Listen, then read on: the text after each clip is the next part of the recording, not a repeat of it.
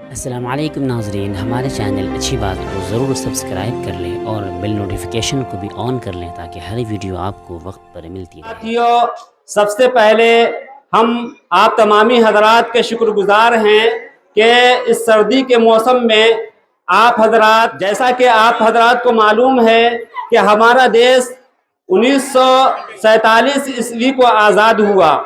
میرے محترم بزرگوں، دوستو، یہ انگریز ناپاک حکومت ہمارے دیش میں، ہندوستان میں تجارت کی غرض سے آئی اور انہوں نے ہمارے دیش پر قبضہ کرنا شروع کر دیا۔ جب ہم ہندوستانیوں کو معلوم ہوا کہ ہمارے دیش کو یہ گوری چمڑے والے ہمارے دیش کو غصب کرنا چاہتے ہیں، تو میرے محترم بزرگوں، دوستو، ہمارے ہندوستانیوں کی آنکھ کھلی اور سب سے پہلے اس میں مسلمانوں کی آنکھ کھلی۔ تو میرے محترم بزرگوں، دوستو، ہندوستان کے بہت سے مشہور اور بہت ہی بہادر مشہور ٹیپو سلطان نے انگریزوں سے جنگیں لڑی اور انگریزوں کا مقابلہ کیا اس دیش کو چھیننے میں۔ انگریز چاہتا تھا کہ ہم ہندوستان کو کسی طریقے سے غصب کر لیں اور اس پہ اپنی حکومت جما لے، لیکن میرے محترم بزرگ دوستو، اس کے ناپاک ارادے کو ہمارے علماء اور ہمارے ہندوستان بھائیوں نے ناکام کر دیا اور ٹیپو سلطان بہت ساری جنگیں لڑی اور لڑتے 1899 کو ٹیپو سلطان شہید ہو گئے۔ میرے محترم بزرگ دوستو، ہندوستان کی سب سے پہلی جنگ 1731 میں ہوئی، اس کے بعد اس میں بھی ناکامی ہوئی، پھر 1897 میں دوسری جنگ ہوئی، اس میں بھی ناکامی ہوئی۔ میرے محترم بزرگ دوستو، پھر اس کے بعد ہمارے ہندوستان بھائیوں نے اتحاد قائم کیا اور ہندو مسلم نے مل کر کے 1883 میں یہ جنگ ہوئی اور اس میں مسلمانوں کو فتح ملی، ہندوستانیوں کو فتح ملی۔ میرے محترم بزرگ دوستو، 1957 میں کہتے ہیں کہ 2 لاکھ مسلمان شہید ہوئے، جس میں سے 91 ہزار علماء کی جماعت تھی۔ میرے محترم بزرگ دوست، ٹیپو سلطان 1799 میں شہید ہوئے تو انگریز نے کہا کہ اب یہ ملک ہمارا ہے، ہم اس پہ قبضہ کرنے جا رہے ہیں، یہ ملک ہمارا ہے۔ تو اس وقت شاہ عبدالعزیز محدث دہلوی رحمت اللہ علیہ نے پورے ہندوستان کے کونے کونے میں جا کر کے یہ اعلان کیا کہ اب جہاد فرض ہو گیا۔ تب جا کر کے میرے محترم بزرگ دوستو جنگیں ہوئی اور بہت سی جنگوں میں ہم شکست کھائے۔ اس کے بعد 1947 عیسوی کو یہ ہندوستان ہمارا آزاد ہوا۔ اس کے بعد ہمارے انگریزوں ہی کے قانون پر ملک کا دستور چل رہا تھا، تو اس کے 2 سال کے بعد ہمارے ملک کا قانون بنا۔ 1950 عیسوی کو ہمارے ملک کا قانون بنا، اس لیے ہم اس کی یادگار میں ہم یہ 26 جنوری مناتے ہیں۔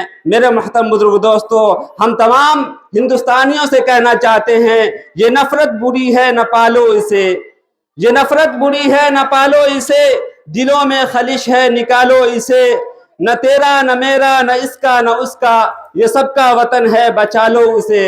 میرے محترم بزرگ دوستو، پھر ہم کہنا چاہتے ہیں، چمن اپنا ہے، ہم اپنے چمن کے باغ باں ہیں، ہم چمن اپنا یہ ہے، ہم اپنے چمن کے باغ باں ہیں، ہم لہو دے کر اسے سینچا ہے، ہم اس کے پاس باں ہیں ہم۔ پھر اس کے بعد میں کہنا چاہتا ہوں کہ جب پڑا وقت گلستاں کو لہو ہم نے دیا، جب پڑا وقت گلستاں کو لہو ہم نے دیا، جب بہار آئی تو کہتے ہیں تیرا کام نہیں۔ میرے محترم بزرگ دوستو، یہ دیش ہم سب ہندوستان بھائیوں کے اتحاد سے آزاد ہوا اور ہم تمام لوگ اس کا جشن مناتے ہیں۔